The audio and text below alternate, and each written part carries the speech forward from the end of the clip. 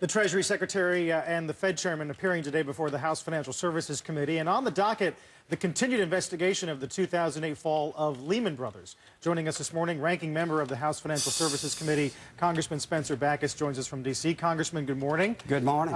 You know, we're all obsessed with Goldman Sachs right now, but this is going to remind us about the bankruptcy examiner's report about Lehman and the notion that a lot of these depositions are not public, right? Well, that's right. In fact, had there not been a bankruptcy, the public and we would not have known in Congress of all the accounting hocus pocus that was going on, the phony transactions. And really, it begs the question, were the regulators incompetent or did they look the other way? And this really does impact on Goldman and the other companies, because if Lehman was doing these and getting away with it, it means the other companies may have. So I think that the Goldman timing in some ways distracts from Lehman and the significance of that. Yeah, I'm sure that's true, especially now we're talking about this 3-2 vote at the SEC. You'll have Mary Shapiro there. Are you going to actively steer the hearing toward Goldman, or are you going to try to stick on the agenda with Lehman? No, there's plenty on Lehman. And let me say this. What we find out about Lehman will obviously help us with Goldman, but not only Goldman, but what was going on in New York with all these companies that were, I would say, too big or too interconnected to blow the whistle on. Now, in that case, that does fit some other companies. How deep are you going to delve into Repo 105? Dick Fold says he never heard of him when he was CEO. Well, you know, as Valuka said, it was materially misleading to use Repo 105 in the way they did.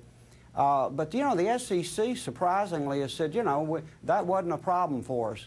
And I'm not sure it was a violation of the law. Now, what it was misleading to the public. And you have to look at FASB and say, you know, what did they have in mind? You notice maybe the only people that looked good in this, and I hesitate to say this, were the lawyers. They actually had to go overseas to a British firm, Linklater's, to get an opinion that this was okay. Right. They were doing good by their client. Whether or not you agreed with them is a different story, right? That's right. You have some thoughts on the Goldman case as it pertains to the SEC, the timing of those charges, anything like that?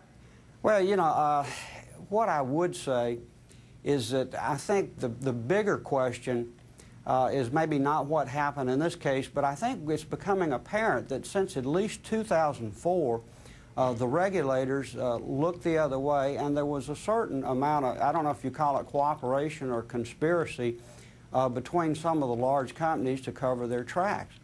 And as I said to start this interview, if we hadn't had a bankruptcy and Valukas really hadn't pulled the cover back on this, the regulators never told us the straight story. And I think that this hearing, which I requested, will begin to really peel back a lot of conduct on Wall Street that is questionable. You have to believe the Fed knew about it. You have to believe the Treasury knew about it. You have to believe that there were people at the Fed and the Treasury that had to be cooperating with all this, and the whistle should have been blown, and it wasn't. Hey, Spencer, Paul Ryan, good to see you. Hey, Paul. Hey, give me a sense of timing on financial reg reform. You know, we were largely frozen out of this process as House Republicans. That bill passed a while ago, the Frank bill. But where is this thing going? Do you think they're going to get this off the floor in the Senate? And then what's your sense on conference committee outcome and timing? Well, Paul, you know, one thing about this hearing today on Lehman, we're discovering that this Repo 105, all you have to do is change a FASB rule not to allow this, and it would fix a lot of this misbehavior. So we're still beginning to find out what really went on leading up to the financial crisis of 2008. So I still think we're a little ahead of the game in that we're regulating and we're passing laws. We still don't know what happened. We still have to guess. But I would say a bill would probably come over in the next few weeks. We have to be careful that we don't throw out innovation and the competition in America. You know, this still has a bailout in it. And if there had been a Lehman bailout, Paul, we wouldn't have known all these shenanigans that were going on. They would have continued. Yeah, failure. That's the point I was trying to make earlier. Is that what? That failure is necessary when it's deserved. That's right. Yeah? That's right. That's what capitalism is. Are you? Do you think a couple of Republican senators will hop over, a Collins or a Snowe? It can happen. I don't know. This thing's so fluid, it's really tough to tell. But that's what the administration is desperately trying to do, is peel some Republicans. If they can get a really good bipartisan deal, great. But I think Spencer's right. We still haven't untangled this mess. We still haven't really gotten to the core of what created all of this problem. So how do you want to legislate with whole new layers of bureaucracy, the largest financial regulatory reform, you know, in a generation, before we even know what happened to create this problem in the first place? And the fact that the dynamic is just like healthcare, right? Yeah. Looking to pick off one here, exactly if possible. Right. What's that a sign of? That their agenda is too ambitious? It's a sign of it is a sign of the notion of post-partisanship and collaboration was really a myth of the campaign. And what we got here is one-party rule trying to jam through exactly what they want while they can before the elections, before they lose their power.